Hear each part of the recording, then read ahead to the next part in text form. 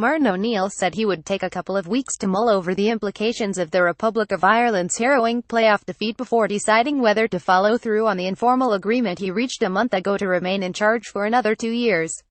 He would be entitled to reach the conclusion that one ghastly loss does not negate the positives that preceded it. Results have generally been better than expected during his 4 years in charge. The question is, would that continue to be the case? The answer is probably not. But he has somehow defied probability for much of his career. Not on Tuesday night, though. When you believe that it does not matter how you win so long as you win, then you had better not lose. Because when you do, the manner of that defeat matters all the more.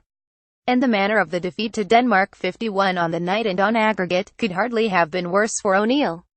The flaws that had been evident even in many of the draws and victories were again plain to see, such as the rashness and the slovenly passing by players who, though limited, are not naturally incompetent, but there was also a sorry dwindling of the qualities that had previously enabled Ireland somehow to offset the flaws. If Plan A was to keep things tight and fight, Plan B seemed to be for that to go out the window.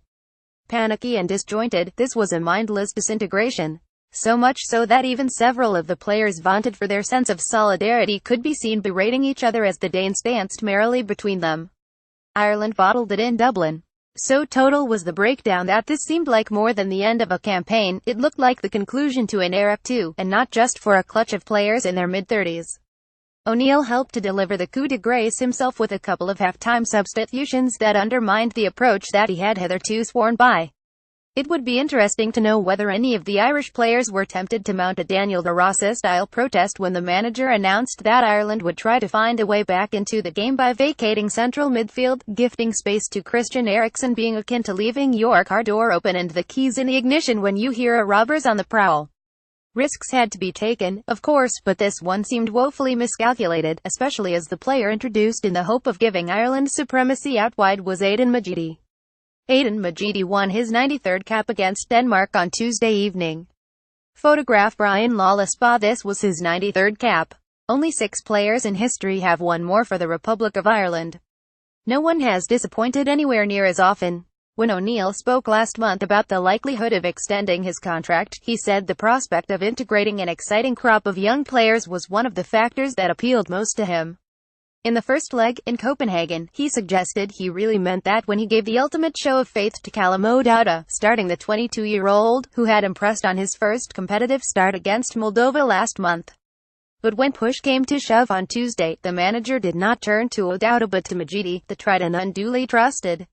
Several players, in fairness, grew into fine international players under O'Neill during the Euro 2016.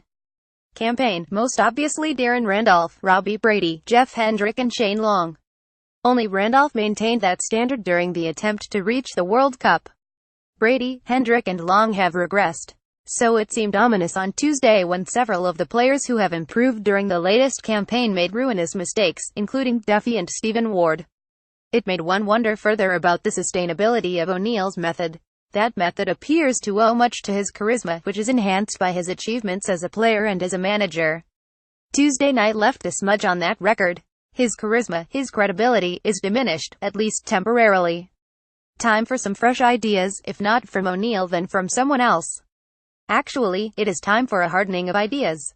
So long as the senior men's national team acts as a mask to conceal the lack of a proper talent development plan in the country from the Football Association of Ireland or a well-supported domestic league, then any Ireland manager is going to be confronted with a batch of players unlikely to gate-crash major tournaments regularly. The team is a public relations vehicle with a slapdash paint job and a dicky engine. That is where the real muddle lies. O'Neill, in the end, is in the line of fire now because he made too many compromises. He was not pragmatic enough.